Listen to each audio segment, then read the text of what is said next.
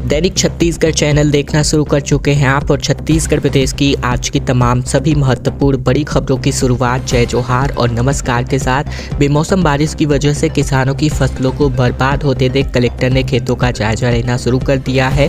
किसानों को क्षतिपूर्ति दिलाने का आश्वासन दिया जा रहा है।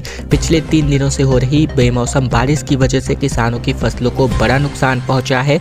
दुर्ग कलेक्टर कृष्ण प्रकाश चौधरी ने बीते दिन किसानों की फसलों का जायजा लेने खुद उनके खेतों में जा पहुंची, जहां उन्होंने किसानों से बातचीत की और आश्वासन दिया कि उनके नुकसान का मुआवजा दिया जाएगा। कलेक्टर कृष्ण प्रकाश चौधरी ने बीते 2 दिनों में हुई बारिश से फसलों के नुकसान का जायजा लिया। वहीं वो खुद कृषि अधिकारियों के साथ किसानों के खेतों में पहुंचे। कलेक्टर चौधरी ने विकासखंड धमधा के खेतों का दौरा किया, जहां उन्होंने बारिश प्रभावित गांव तुमाकला और खिरोरा कला का भ्रमण किया। कलेक्टर ने वहां के किसानों से बातचीत की और फसल के नुकसान को लेकर जानकारी ली। किसान होने वाले नुकसान को लेकर काफी चिंतित दिखे।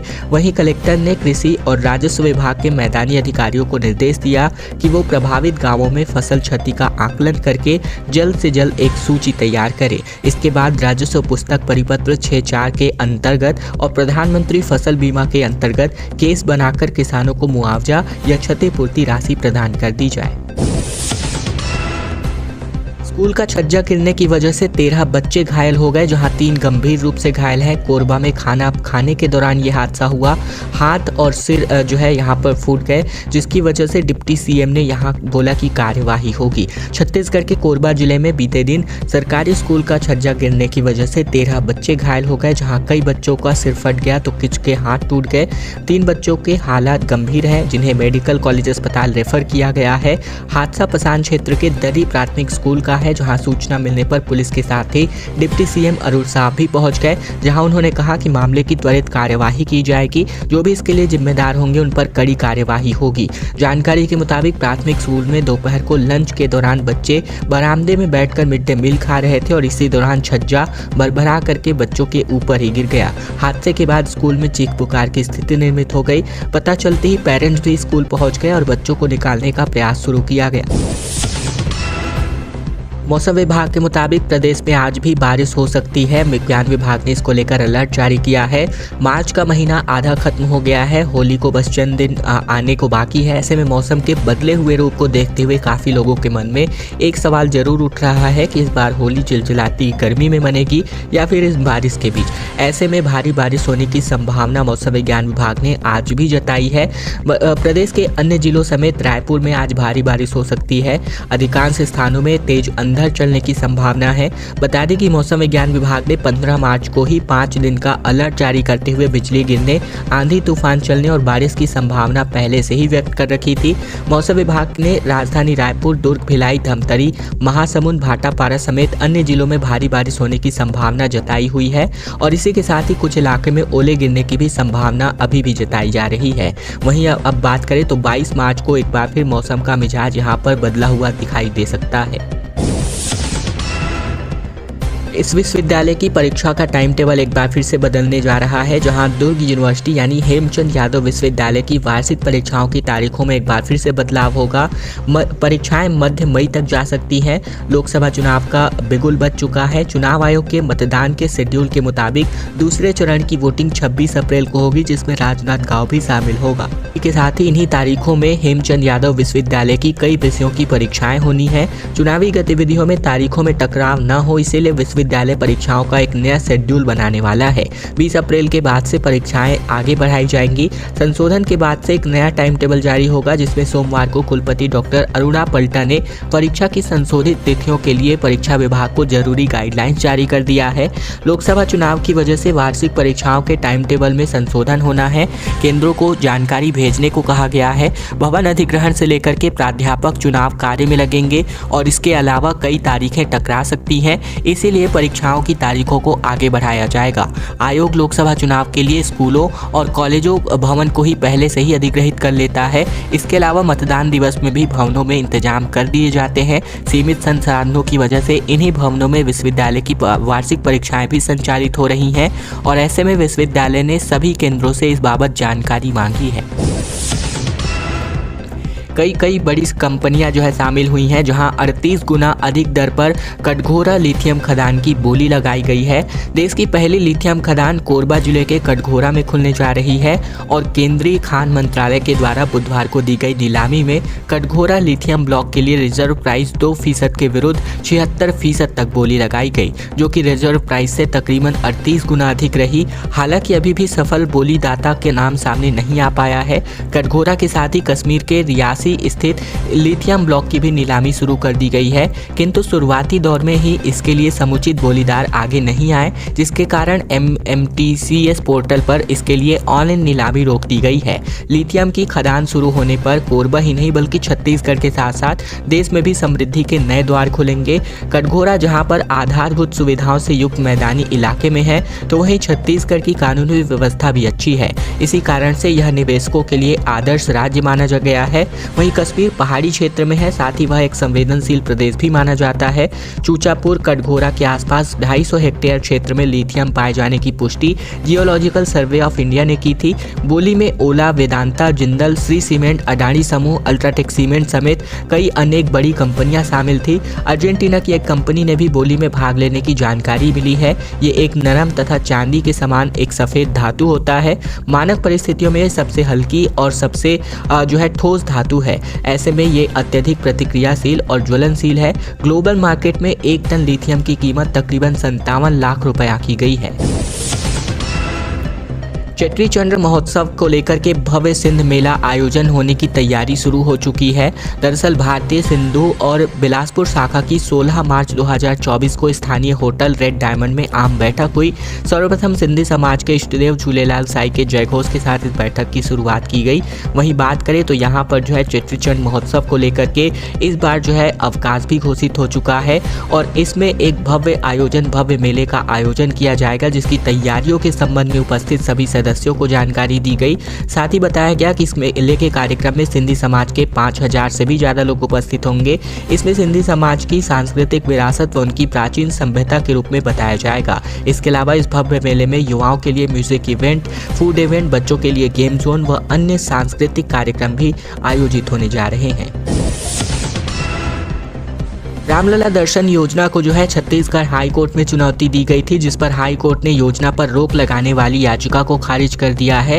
रामलला के दर्शन योजना को चुनौती देने वाली जनहित याचिका को हाई कोर्ट ने खारिज करके इसे धर्मनिरपेक्षता के सिद्धांत के खिलाफ बताते हुए रोक लगाने की मांग की गई थी, जिस पर मामले की सुनवाई के दौरान एडिशनल AG यशवंत सिंह ठाकुर ने सरकार की तरफ से दलील पेश करते हुए कहा कि रामलला दर्शन प्रदेश के सभी वर्गों के लिए है, यह धर्मनिरपेक्षता के खिलाफ नहीं है। रामलला के दर्शन के लिए सभी धर्म के लोग जाते हैं। हाईकोर्ट ने सरकार की ओर से पेश की गई इस दलील को स्वीकार करते हुए याचिका को खारिज कर दिया है। राज्य शासन की ओर से छत्तीसगढ़ वासियों के लिए रामलला दर्शन योजना की शुरुआत की गई है, जिसमें लोगों को अयोध्या धाम से लेकर रामलला के दर्शन कराकर वापस लाया जाता है। बिलासपुर जिले के देवरी खुर्द निवासी याचिकाकर्ता लखन सुबोध ने इसे संविधान में दिए गए प्राविधानों के खिलाफ बताते हुए इस योजना को बंद करने के लिए एक जनहित याचिका दायर की थी। कांग्रेस पार्षद समेत 370 लोगों ने भाजपा का दामन थामा। दंतेवाड़ा में CM विष्णुदेव साय ने इनको प्रवेश कराया और बोले कि इस बार 370 पार। दरअसल CM विष्णुदेव साय बुधवार को दंतेवाड़ा के चितलंका क्रिकेट ग्राउंड में विशाल आमसभा को संबोधित करने पहुंचे और इस दौरान कांग्रेस की महिला पार्षद एल्डरमैन समेत 370 लोगों ने भाजपा प्रवेश किया, जिनका CM ने स्वागत किया। उन्होंने कहा कि भाजपा को और मजबूती मिली है।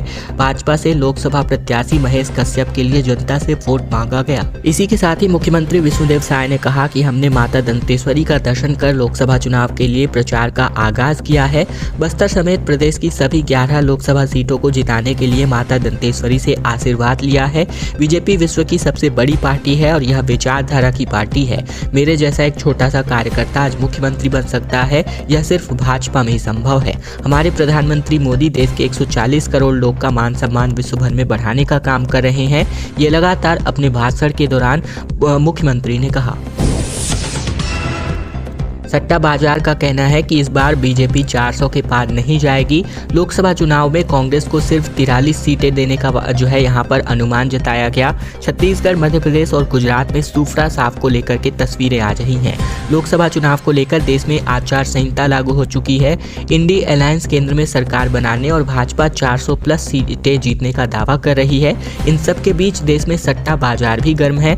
हालांकि उसने दोनों ही के दावे को नकार दिया है। सट्टा बाजार के जानकार कहते हैं कि भाजपा एक तरफा जीतेगी, लेकिन 543 में से 331 सीटें ही खाते में आएंगी। वहीं सरकार बनाने का दावा कर रही कांग्रेस 43 सीट पर सिमटेगी और इसके पहले 9 मार्च को सट्टा बाजार ने भाजपा को 332 सीटें मिलने का दावा किया था।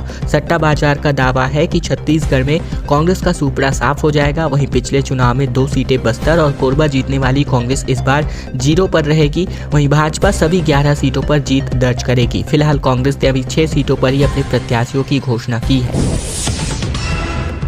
रायपुर से लेकर बदौदा बाजार तक लक्ष्मीराज मांडा पहुंची, जहां पर मोदी को तीसरी बार पीएम बनाने को लेकर बुलेट यात्रा पर निकली हुई है। 65 दिनों में 21,000 किलोमीटर की यात्रा पर। दरअसल तमिलनाडु की राजलक्ष्मी मांडा बुलेट से 21,000 किलोमीटर की यात्रा पर निकली है। 65 दिन में 15 राज्यों की यात्रा करेंगी। जहां बुधवार को राजलक्ष्मी रायपुर से बलौदा बाजार पहुंची, जहां रास्ते में भाजपा कार्यकर्ताओं ने उनका जोरदार स्वागत किया। लक्ष्मीराज मांडा ने बातचीत में कहा कि भारत को विश्व पटल में देखना है तो नरेंद्र मोदी को तीसरी बार प्रधानमंत्री बनाना होगा।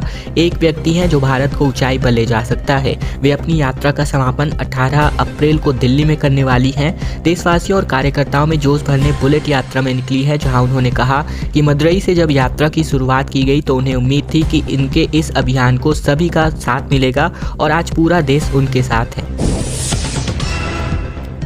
होली से पहले स्टूडेंट्स की मस्ती का वीडियो सामने आ रहा है, जिसमें बिलासपुर में डीजे पर थिरकते हुए युवक और युवतियां नजर आ सकते हैं। आचार संहिता का उल्लंघन का ये खुला मामला है, जहां बिना कार्यवाही किए पुलिस भी वापस लौट गई।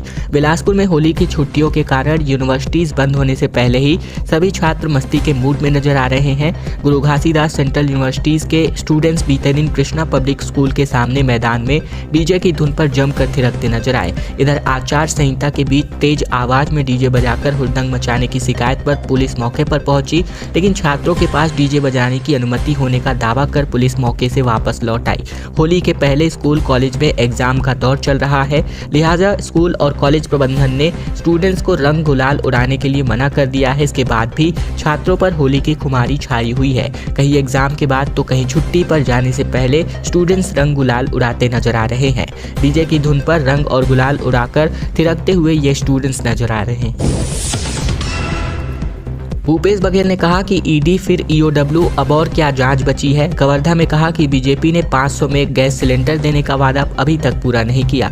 छत्तीसगढ़ के पूर्व मुख्यमंत्री भूपेश बघेल ने कवर्धा में सीएम विष्णुदेव साय के महादेव सट्टा ऐप मामले को बड़ी जांच एजेंसी से जांच कराने के मामले में कहा कि पहले ईडी फिर ईओडब्ल्यू, अब और क्या जांच बचा है जिससे जांच कराएंगे। सीएम क्या बोल रहे हैं पहले ठीक से समझ ले, इसके बाद कुछ कहें। भूपेश बघेल ने बैठक में कार्यकर्ताओं से कहा कि आज लोकसभा चुनाव का निमंत्रण देने आया हूं। कांग्रेस कार्यकर्ता को शिकायत रहती है कि पूछा नहीं जाता। कांग्रेस सरकार के दौरान कांग्रेस का वादा और मोदी की झूठी गारंटी को आप लोगों ने देख लिया है। हमने अपने अपने वादों को जहां 2 घंटे में पूरे किए, उसे भाजपा सरकार ने 3 महीने में भी पूरा नहीं कर पाई। 500 का गैस सिलेंडर, 2 लाख की कर्ज माफी, महतारी बंधन योजना, 3100 में धान खरीदी, 2 साल का बोनस, कुछ नहीं मिला। हम विधानसभा चुनाव में जरूर पीछे हुए, लेकिन हमारे सामने लोकसभा चुनाव है। इसे हम सबको मिलकर लड़ना है। प्रदेश से लेकर संभाग और जिला से लेकर ब्लॉक और सेक्टर से लेकर बूथ के सभी कार्यकर्ता जनता के पास जाएं और कांग्रेस के पक्ष में वोट करने की अपील करें, पूर्व सीएम भूपेश बघेल ने कहा।